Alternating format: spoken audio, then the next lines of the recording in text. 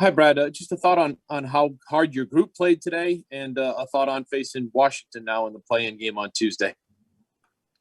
Yeah, I thought our guys came back. The last group played with great poise, great purpose, communicated well defensively, tweaked some things defensively, and I thought that they did a good job. Playing Washington, I mean, obviously Washington's rolling. They're a heck of a basketball team. Obviously it starts with Westbrook and Beal, but they've got great size. They've got a lot of different ways that they can play. They can go small with Ish Smith and Neto and with those guards and be super fast and hard to keep in front. They can go way bigger with shooting, with posting. And so they're a handful. Tuesday night's going to be one heck of a challenge. And so we'll start getting ready for that tomorrow. Mark Murphy. Hey, Brad, what has preparation been like for a play-in game? I mean, you had one of three possibilities heading into today. Just how did you split that up? Well, I just kind of did by the numbers from my own perspective and thought about, how the weekend might shake out, who plays who, odds of who we might play. It looked like Charlotte coming off this overtime loss here and going to Washington, who was off yesterday, obviously had an advantage. So, it could have been either of them. Charlotte's a heck of a team too. But, I think that our assistants were ready for any.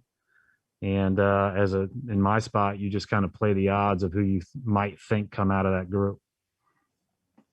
Mark D'Amico. Hey, Coach, you obviously never know how any postseason game or series is going to go. I'm just curious to get your thoughts on how a game like today might help to give some rhythm to some of these other guys that you may need to call on at some point to help you win a postseason game.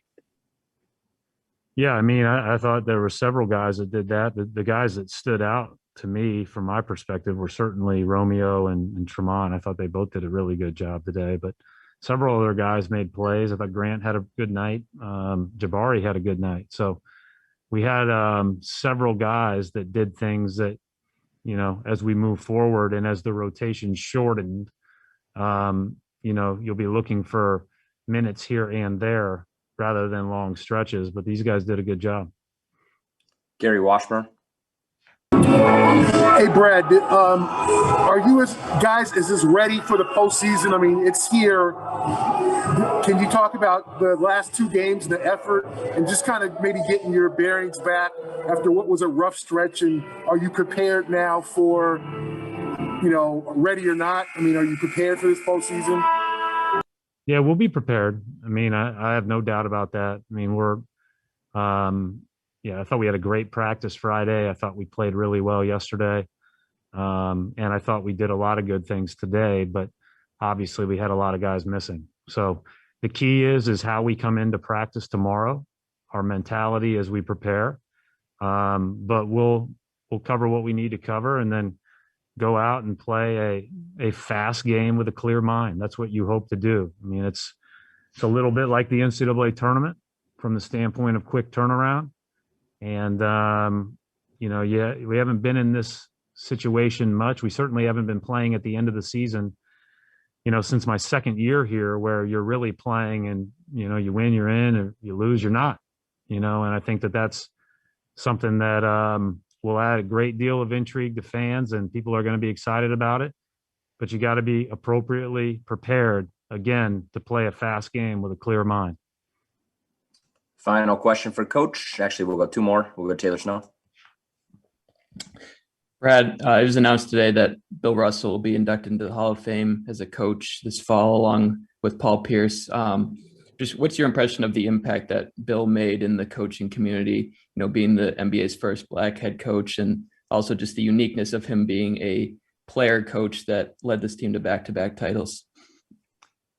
Well, first of all, we all can't say enough great things about Bill Russell and the impact he had on and off the court, all over the country.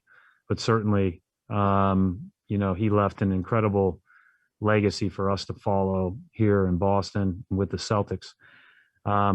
I can't imagine going from player to a player head coaching role. But there's, he's just such a unique guy. Like when he was playing, he had everybody's utmost respect because he played for one reason. He played to win, and nothing else mattered. He defended at a high level. He made his teammates better. Every single one of them adores him then and now. And so for him then to, take a role where he's figuring out the lineups and he's one of the guys in it, that'd be really hard to do. But he is, special is only reserved for a few. And Bill Russell's as special as they come, and it's a cool honor for him. Final question, John Corrales. Brad, you obviously there's no time to reflect yet because you're moving on and preparing for this next game. But how does this point of this particular season compare to this point of previous seasons where you've wrapped up your regular season? Is there any different kind of feeling for you now that this regular season's in the rear view? I'm not even thinking about it right now. I think when the season's over, whenever that may be, John, then I think we'll all reflect back on it. And I think we'll reflect certainly on the challenges of the regular season. But listen, this has been really hard.